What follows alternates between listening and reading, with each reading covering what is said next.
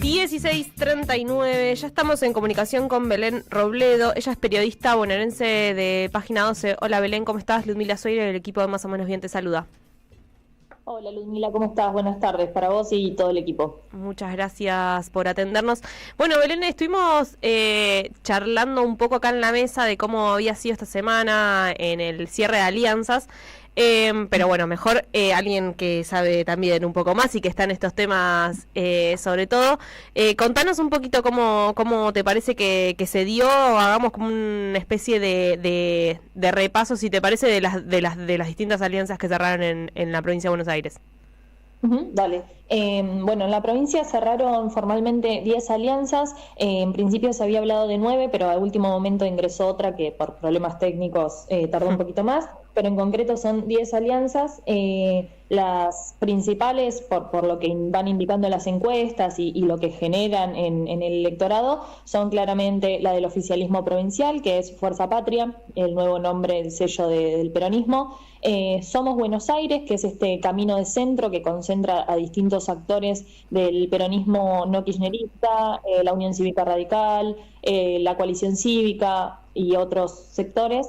Sí. Y por supuesto el Frente de la Libertad Avanza, que incluye a los libertarios y al PRO, que terminó finalmente sellando esta alianza de la que tanto se venía hablando con este sector. Y después, bueno, por supuesto, agrupaciones como el Frente de Izquierda y otras alianzas que tienen distintas características, como más tirando a lo vecinalista o a lo liberal, pero no libertario, sino claro. A lo liberal en lo económico, pero con algún sello y tinte social.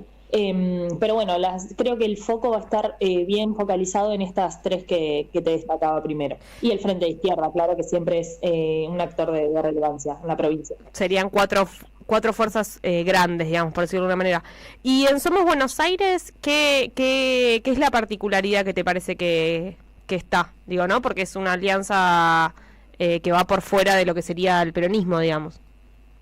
Sí, principalmente los actores principales son la Unión Cívica Radical de la provincia, de modo institucional, aunque ahí hay alguna cuestión a resolver porque faltó una de las 4 firmas que tenía que haber para eso, una pelea interna entre los dirigentes de la Unión Cívica Radical al momento de presentar la alianza. También está Facundo Manes, junto con el ex gobernador de Córdoba, Juan Schiaretti, y por ende personajes como Florencio Randazzo, Emilio Monzó y su partido del diálogo también están ahí, como claro. Te decía, la Coalición Cívica, el GEN de Margarita Stolbizer, y después tenés intendentes y exintendentes del peronismo que no están alineados ni con el PJ ni con el gobernador Axel Kicillof, como por ejemplo Julio Zamora, el actual intendente de Tigre, o el ex intendente de Hurlingham, Juan Zabaleta. Todavía no está bien resuelto qué va a hacer Fernando Grey, el intendente de Esteban Echeverría, que en principio está dentro de esta organización, pero no se ha expresado al respecto desde el miércoles, que fue el cierre de alianzas. Claro. Belén, ese sería el camino de centro. Te saluda Enrique de la Calle, ¿cómo estás? ¿Cómo? Te llevo al oficialismo, a Fuerza Patria, porque charlábamos en la previa, hacíamos como una introducción, y esto que a veces pasa, que uno habla con gente cercana al espacio de Kicillof, y surgen algunas dudas, ¿no? No es que lo dan totalmente como cerrado el acuerdo, la unidad. Entiendo que sí está cerrado, pero ¿qué ves de eso? ¿Qué ves de cómo están esas negociaciones? ¿Cómo están las discusiones ya más finas en torno a cómo se van a elegir los candidatos y los lugares en las listas, el reparto entre los distintos espacios? Sí, Enrique. La unidad quedó sellada, no fue fácil, claramente, ustedes lo saben bien, se dieron un montón de discusiones, incluso hasta el propio miércoles a la noche, que era cuando se estaba por cumplir el plazo límite para la presentación de los frentes electorales. El sector del MDF, que es el del gobernador Axel Kicillof, tenía ahí listo un plan B, que era ir a presentar su propio frente para competir si no se llegaban con las conversaciones como se preveía. Finalmente eso no sucedió, se desactivó el plan B y este Frente Fuerza Patria quedó constituido. No solamente incluye, por supuesto, al PJ bonaerense, al Frente Renovador, al Movimiento de Derecho al Futuro de Kicillof, sino también a espacios como Principios y Valores de Moreno. Guillermo Moreno, el espacio de Juan Grabois, el espacio de Mario Seco, y así un montón de otras organizaciones, por ejemplo Colina, por decir algunas. Y ahora empezó desde el mismo miércoles a la noche y ahora durante todos estos días hasta el sábado 19, que será finalmente la presentación de las listas, una serie de reuniones contrarreloj. Hay reuniones constantemente que se dan acá en la ciudad de La Plata, no solo en la gobernación, sino en las distintas oficinas también de los funcionarios que están a cargo de todo este proceso, para terminar de definir cómo va a ser eso. Por lo pronto, lo que se les aseguró a los intendentes del peronismo es que en sus distritos, en las listas locales para el Consejo Deliberante y consejos escolares, van a ser ellos quienes tengan la lapicera. Ahora bien, se les pidió también amplitud para el resto de los espacios. Por ejemplo, si el intendente es del Frente Renovador, por supuesto que va a tener preponderancia, pero también tiene que abrir espacio en esas listas para dirigentes que responden a Kicillof o dirigentes que responden a Máximo Kirchner. Y así con todo. Tal cual. ¿Y quién encabeza la elección del 7 de septiembre? Es por sección electoral. En su momento, Cristina Fernández de Kirchner iba a encabezar, uno supone, iba a ser candidata en la tercera sección electoral. Eso no va a poder ser por las cuestiones que ya sabemos. ¿Qué información tenés? No sé si se puede ya hablar de nombres, se tiran nombres sobre la mesa, o por lo menos, ¿qué espacio conduciría las distintas listas? De eso ya, por lo que vos sabés, ¿hay ya algún tipo de acuerdo o todavía no? Todavía cerrado no hay nada y creo que va a estar bien definido el mismo sábado 19, pero sí, como decís vos, ya hay algunos nombres que empiezan a sondearse. Uno de los que está tomando más fuerza es el nombre de la vicegobernadora Verónica Magario, en la tercera, referenta y ex intendenta de La Matanza, para la lista de la tercera. Después también se habla de Mariano Cascallares, que es el actual intendente de Almirante Brown, y se ha mencionado también la posibilidad de que incluso esté Mayra Mendoza, la intendenta de Quilmes, en ese lugar. Pero no testimoniales.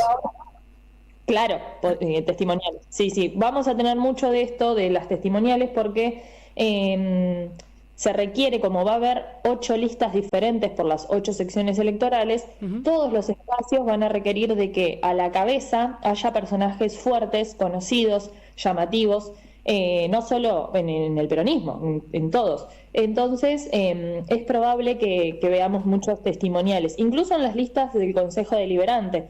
Que no sorprenda que los intendentes vayan como candidatos a concejales, que por supuesto serán testimoniales. Me sorprendés. Mirá, ¿y Máximo Kirchner liderando la tercera? No es una posibilidad.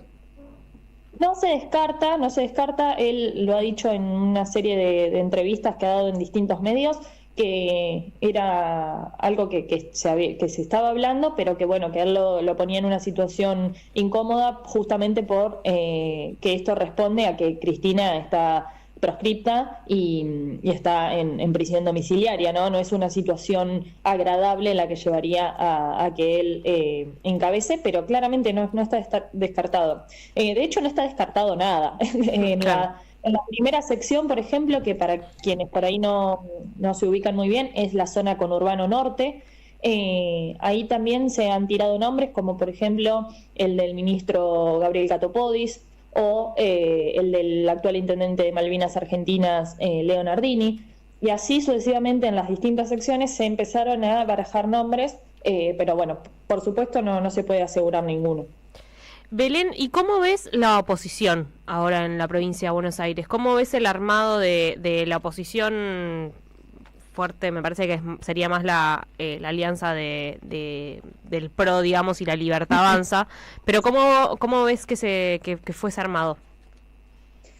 Bueno, claramente con un poderío muy, muy claro de la Libertad Avanza, ¿no? Que fue quien abrió las puertas para que los dirigentes del PRO llegaran, pero con un montón de condiciones y incluso el mismo nombre del Frente da cuenta de cómo va a ser esto, ¿no? Se llama Frente La Libertad Avanza, se presentó en un escenario donde todo era violeta y con el logo del partido de los hermanos Milei. No hay ni un rastro del PRO en esa alianza, ¿no? Habrá que ver entonces ahora cómo arman justamente estas listas. Todavía, por supuesto, no están cerradas las candidaturas. Lo que sí les garantizó Cristian Ritondo, que es el presidente del PRO, a sus intendentes, es que ellos van a poder tener voz y voto en las listas de los municipios que gobiernan, que son 13, aunque no están los 13 totalmente cerrados. Habrá que ver para el cierre de listas si hay alguna sorpresa, pero por lo menos 10 están asegurados. Aunque en las seccionales es probable que veamos una predominancia de La Libertad Avanza. La campaña de ese sector, que claramente es la oposición mayoritaria en la provincia de Buenos Aires, y las encuestas así lo marcan, ¿no? Que va a haber una clara polarización entre peronismo y La Libertad Avanza. La campaña va a ir por el lado de kirchnerismo o libertad, que fue el mismo lema que se usó en las elecciones de la ciudad de Buenos Aires, y que ya empezaron a correr con ese lema en las distintas intervenciones los distintos dirigentes. Desde la propia Karina Milei, cuando se formalizó esta alianza, como sus dirigentes que están en los territorios. Belén, te traigo de nuevo al peronismo. ¿Quién crees que quedó mejor parado en esta unidad? ¿Cuál es si es que hay un sector que haya quedado mejor parado? Recién hacíamos una reflexión acá sobre, bueno, siempre en una unidad todos piensan que fueron defraudados o que el acuerdo no es lo suficientemente importante, pero ¿te podés hacer una reflexión con respecto a que, este quedó mejor parado porque estaba afuera o cosas por el estilo, o es muy prematuro aún? Por ahí es muy prematuro, habrá que ver el 8 de septiembre cuando terminen las conversaciones. Por lo pronto, y no quiero quedar como que estoy a favor de unos o de otros, pero es un gran cambio en la provincia de Buenos Aires que las negociaciones tengan la lapicera compartida. Eso hasta el momento en el peronismo no venía sucediendo. Sabemos que hay un sector que estaba manejando más el control de las listas, y ahora ese juego se abrió un poco más y ya hay un poder compartido. Eso es una novedad, como también que las conversaciones se lleven adelante en la gobernación. Eso el gobernador se lo anota como un triunfo, porque no sucedía eso desde hace décadas. Que las conversaciones se lleven adelante en la gobernación es algo realmente novedoso. Habrá que ver después cómo resulta el experimento del desdoblamiento, que es algo que en la provincia vamos a ejercer por primera vez. Entonces habrá que ver cuáles son los resultados y después qué sectores se endilgan la victoria o a quién arrojan la derrota. Sabemos que esa fue una discusión interna muy fuerte, ¿no? en el peronismo, esto de la posición de desdoblar o la posición de que las elecciones tenían que ser concurrentes el mismo día de las nacionales en octubre. Esas tensiones todavía siguen, pero bueno, se hizo como una suerte de pausa a esa discusión. Claro. Belén, te agradecemos mucho tu paso por Más o Menos Bien, te mandamos un abrazo enorme. Muchísimas gracias a ustedes, quedo a disposición y gracias por la invitación. Un abrazo. Gracias, escuchábamos a Belén Robledo, ella es periodista bonaerense de Página 12. Vamos a escuchar un temita. Y ahora, bueno, volvemos.